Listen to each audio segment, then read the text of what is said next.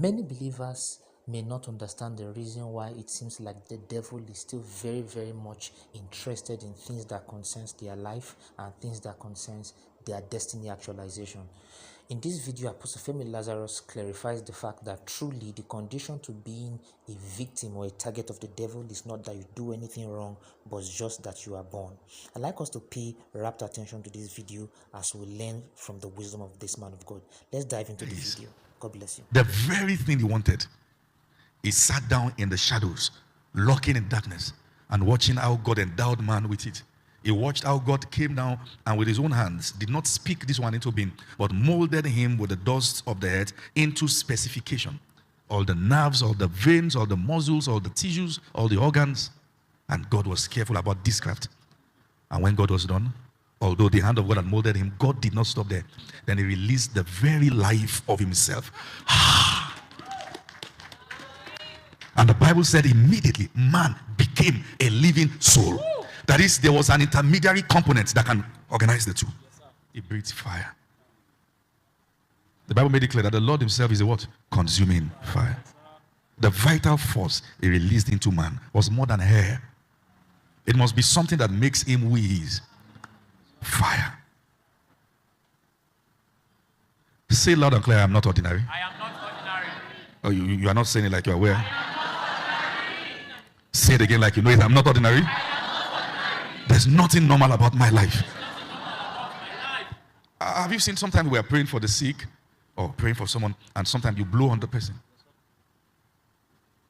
and the power of God follows? Is that oxygen? The hair only carries something beyond what the eyes can see. The devil saw God molding him.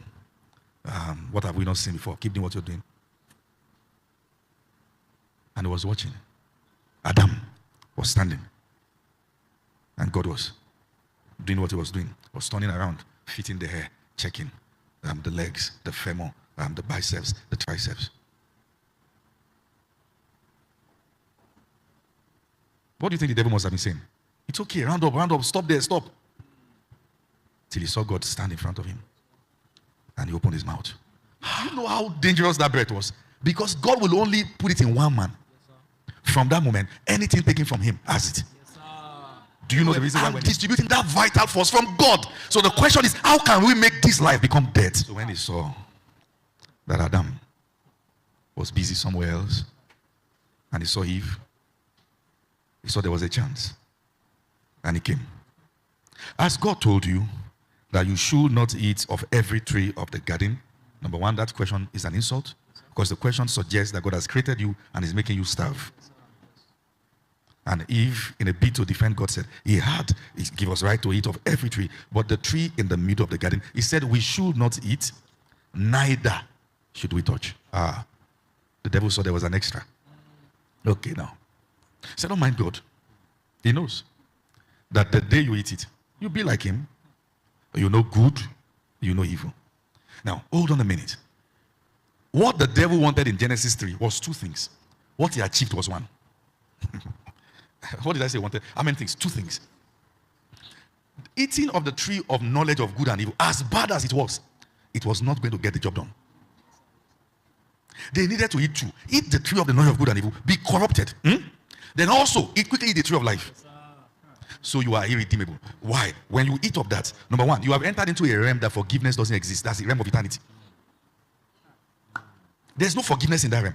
When the devil fell, it was not like God could not forgive him. But in the forgiveness, mercy only exists in the terrestrial world. The moment you die, the moment you draw your last breath from here, you can no longer obtain mercy. Why? You see that at the rapture, the Bible said, at the sound of the archangel, the dead in Christ will rise first. Even if somebody has died 1,000 years ago, if the fellow is not in Christ, the fellow can't get mercy in the grave. The best time to win souls is now. The best time to serve Jesus is now. The best time to grow